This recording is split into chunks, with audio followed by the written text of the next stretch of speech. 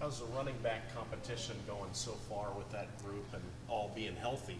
Yeah, it's been going really well. Those guys have come to practice with a good attitude every day, focused. They've taken care of the football, done a really good job of that.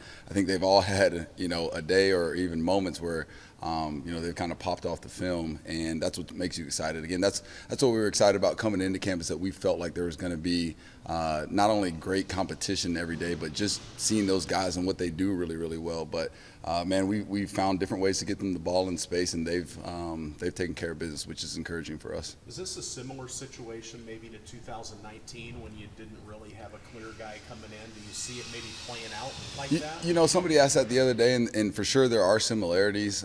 Just because you don't have your starter, all-conference, all-American type of guy returning, which was what we felt when we lost David. I think the exciting part about this group is that you've got a lot of guys that I think we've seen behind the scenes have some really, really good moments. You got a guy like Jirel who's made a ton of plays on the field, and so I think there's probably even just a greater level of confidence that you'll not only have maybe one guy that steps up to that challenge, but multiple guys that do. Probably different than, at that moment, I think we were just looking for somebody and hoping for somebody, where I think we have more confidence that it's going to be somebody. We're just excited to see who those somebodies end up being. What has Cartavius been able to do to impress you guys so much?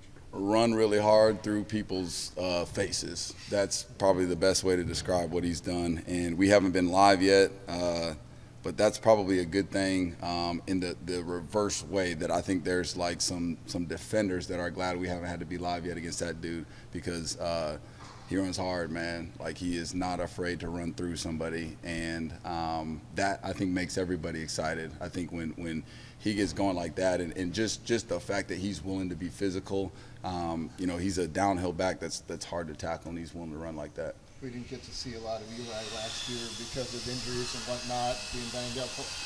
What's he shown you, and what's he looking like for the season? Yeah, he caught about an 80-yard touchdown out of the backfield today. It had been a foot race between him and Darian Porter. Now, Darian Porter would argue that it wasn't a touchdown, which could be true, knowing Darian and his speed. But he's a guy that can make big plays, explosive plays, not only catching the ball out of the backfield, but hit some runs, run the ball downhill, finding creases in between the tackles, which is good to see. But again, he's a back that comes from a really good high school program. He's done a lot.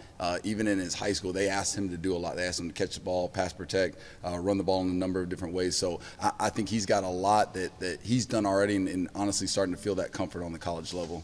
There's been a lot of conversation about X and Jalen, but even with Darren Wilson and Sean Shaw and Daniel Jackson coming back, what have those guys been able to show you so far? What makes you feel good about them? All those guys are different in what they bring to the table. I think, again, Darren has played a lot of games, started a lot of games here, and I think this offseason, for the first time, he's been consistently healthy. I think, Daniel Jackson has had good moments and moments where he's flashed, and then, injuries have kind of hampered him a little bit. Well, he's been healthy for a long time. And so, again, he made a bunch of plays yesterday, in the red zone. Darren Wilson has made plays. Our first big passing touchdown of fall camp was Darren Wilson running down the right sideline making a play.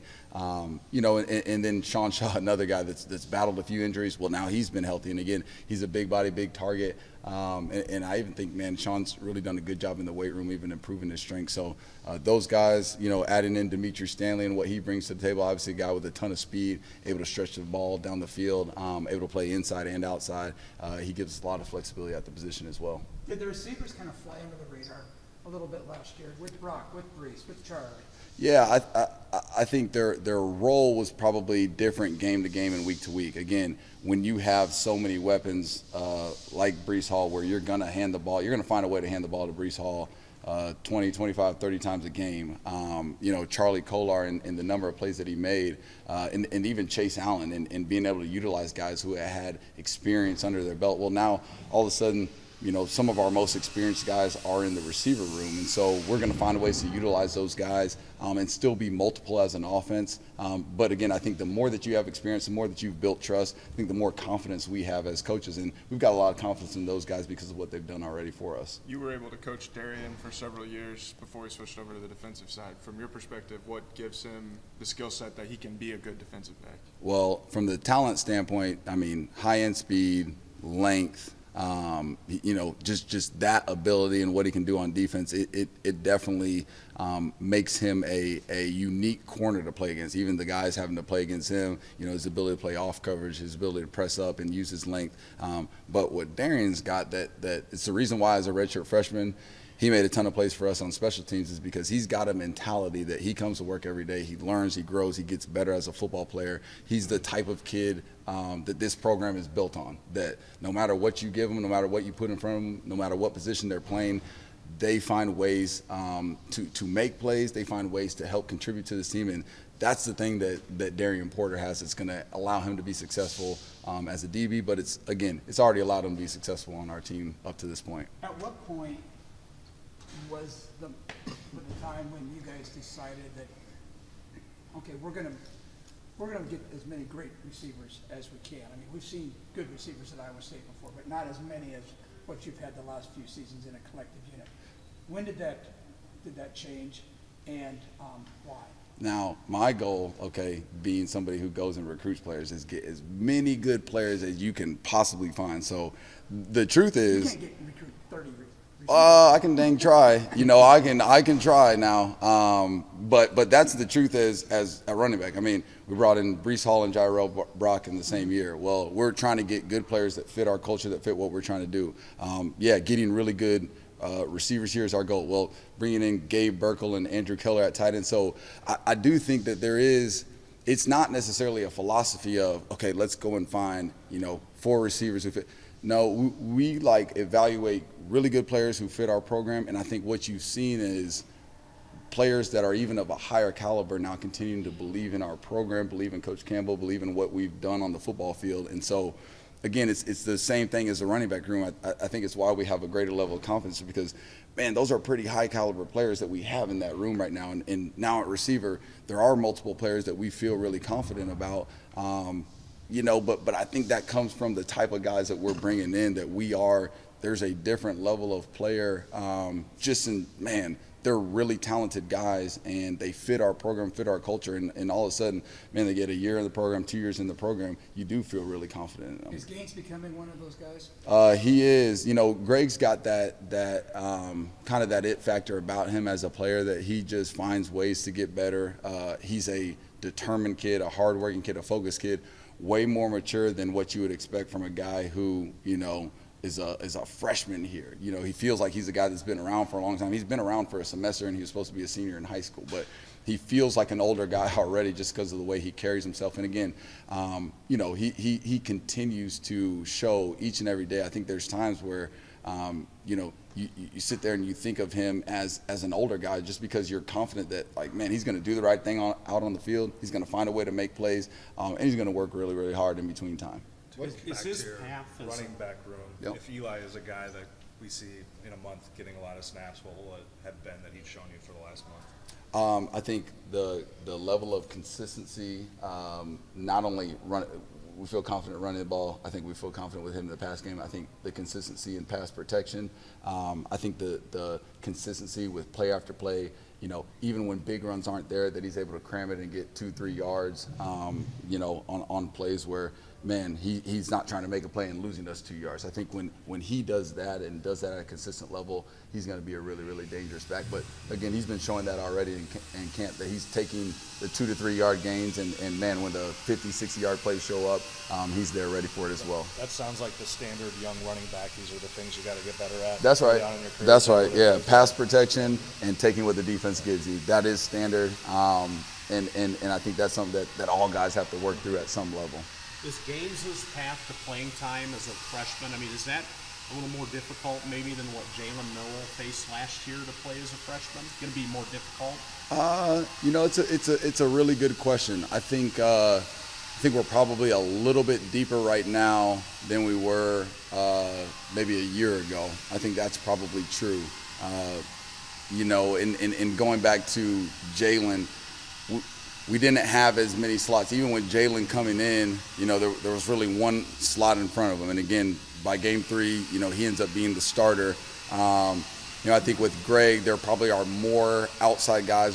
You know, we got a few seniors that are outside receivers that have played a lot of ball. So it's probably a little bit different, but at the same time, you have the same feel from those guys of being mature freshmen who, man, as you continue to play snaps, as you continue to practice, you just don't know where those guys could end up being by week 1 of the season, by week 3 of the season, by week 5 of the season. What would it?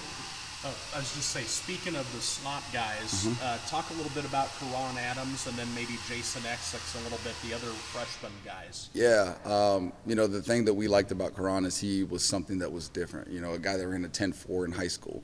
You know, finding a guy with speed like that that can track the ball and catches the ball, he's a guy that can provide an explosive playmaker in a number of different ways. So I think we're excited about him, excited to see him develop and grow. You know, Jason Essex is a guy that's turned some heads as we've gotten into fall camp, and he's a big body guy. You know, he's 215 pounds right now. He's actually 10 pounds down from what he showed up as, but I mean, if he walked by here, you wouldn't say that he was a freshman in college. You would think he was a 5th-year senior, the way that he looks. But he's explosive for a big guy and very physical with the ball in his hands.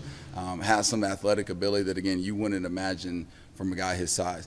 He's got to continue to learn and to grow and to understand the system, and I think he will.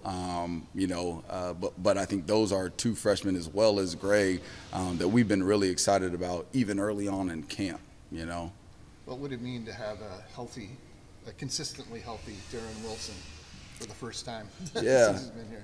I think there's a lot of things that Darren provides, you know, that may not even show up on the stat line. I think his ability to make plays on special teams has been high end here. From this time he's got here, he's been able to do that, and I think him being able to add into that and make plays, you know, I see him as a guy that, you know, those guys that we've had before, the Landon Akers, the Jake Hummels, that have been big-time special teams players, and now as he has been healthy, is able to make huge contributions on offense. So that's what I foresee for him is just being able to not only make big plays on offense, but also on special teams. We'll take one more. Which of the younger players do you feel took the biggest leap in the offseason? Oh, if I had to go with man, if I had to go with one, it's hard to go with just one guy. You know, I probably would still put Jalen in that category. He's still a young player, although he started so many games, although he's made a lot of plays. But I think mentally, he still made a big jump in just his knowledge, his ability. You know, he had a play today where, you know, he had a route where there was a couple different options. And, man, I thought the safety did a good job of disguising what was going on. And, man, if I was in his shoes, I don't know if I would have made the right decision, but he made the right decision. Hunter knew what was going on, was able to hit him on a huge play down the field. And again, I don't think he would have been able to do that his freshman year, but he was on it the very first time it showed up. It's the first time we ran the play in camp, and he made a big play on it. A long passing play? It was long, Randy. It was long. Yeah, you have to ask Coach Manning if he dialed up the exact distance on the yards, but it was long. It was. Yeah, the ball was like this. It went way up and then way down right into Jalen's hands. So that's exactly right. Yeah.